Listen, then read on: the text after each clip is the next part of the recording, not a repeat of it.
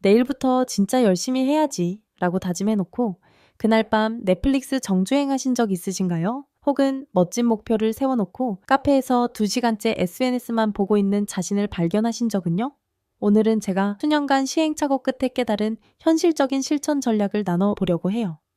게으름을 탓하기 전에 구조를 바꿔야 하거든요. 이 방법들은 바쁜 직장인, 학업에 지친 학생들, 그리고 더 나은 삶을 원하는 모든 분들에게 실질적인 도움이 될 거예요. 왜 우리는 실천하지 못할까? 먼저 우리가 왜 실천을 못하는지 정확히 이해해야 합니다. 많은 사람들이 의지력이 부족해서라고 말하지만 실제로는 그렇지 않아요. 우리는 열정과 근성이 부족한 것이 아닙니다. 오히려 너무 완벽주의적이거나 과도한 압박감을 느끼기 때문에 시작조차 못하는 경우가 많죠. 회사에서 하루 10시간 넘게 일하고 저녁에는 각종 친목 모임에 참석하고 주말에는 가족 행사까지. 이런 빡빡한 일상 속에서 자기 개발을 위한 시간과 에너지를 내기가 쉽지 않습니다. 그래서 우리에게 필요한 건 더 열심히 하는 방법이 아니라 더 똑똑하게 접근하는 전략입니다.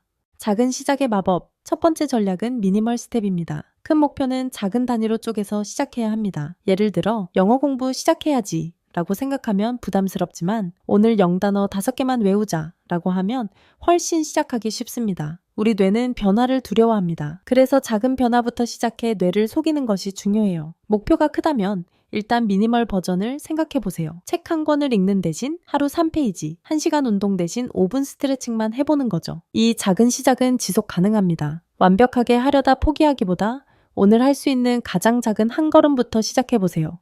환경의 힘 활용하기. 두 번째 전략은 환경 디자인입니다. 의지력에 의존하려 하지 말고 환경을 바꿔보세요. 핸드폰 중독이라면 잠들기 전에 핸드폰을 다른 방에 두는 것만으로도 아침에 SNS를 보는 시간이 줄어듭니다. 직장인이라면 퇴근 후 바로 집에 가지 말고 카페나 도서관에 들러보세요. 집에는 TV, 침대 등 유혹이 많지만 공부하는 사람들 사이에 있으면 자연스럽게 생산적인 활동을 하게 됩니다. 또 재밌는 방법은 만약, 그러면 전략입니다. 만약 퇴근하면, 그러면 바로 운동복으로 갈아입는다 와 같은 단순한 계획을 세우는 거죠. 연구에 따르면 이런 간단한 연결만으로도 실천 확률이 3배 이상 높아진다고 합니다.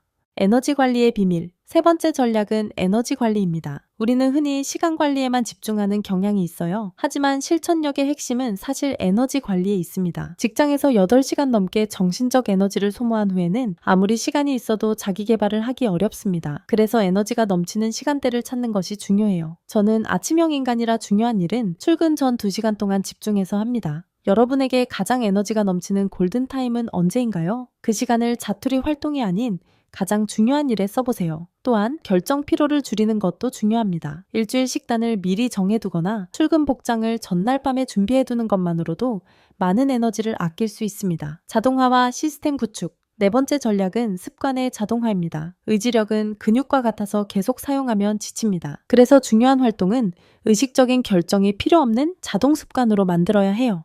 예를 들어 운동을 습관화하려면 월수금 아침 7시에 집 앞 공원 걷기처럼 내 일상에 자연스럽게 녹아드는 습관을 설계하는 게 좋아요. 시간과 장소를 고정하면 뇌가 저항감을 덜 느끼게 됩니다. 한국인들은 특히 카톡, 이메일 확인 같은 반응적 활동에 많은 시간을 씁니다. 하지만 성공하는 사람들은 아침에 일어나자마자 휴대폰을 보는 대신 명상이나 운동 같은 능동적 활동으로 하루를 시작합니다. 내 분야에 집중하기. 5번째 전략은 핵심 역량 집중입니다. 저희는 특히 이것도 해야 하고 저것도 해야 하고 하면서 너무 많은 일을 하려는 경향이 있어요. 하지만 성공하는 사람들은 자신의 강점에만 집중하고 나머지는 과감히 포기하거나 위임합니다. 예를 들어 영어 공부를 한다면 문법, 단어, 회화, 작문 모두 하려고 하지 말고 당장 필요한 부분에만 집중하세요. 나머지는 필요할 때 배우면 됩니다. 성취감을 통한 동기부여. 마지막 전략은 작은 성공의 축하입니다. 뇌과학 연구에 따르면 성취감을 느낄 때마다 도파민이 분비되어 동기부여가 된다고 합니다. 그래서 큰 목표는 작은 단계로 나누고 각 단계를 달성할 때마다 스스로에게 작은 보상을 주는 것이 중요합니다.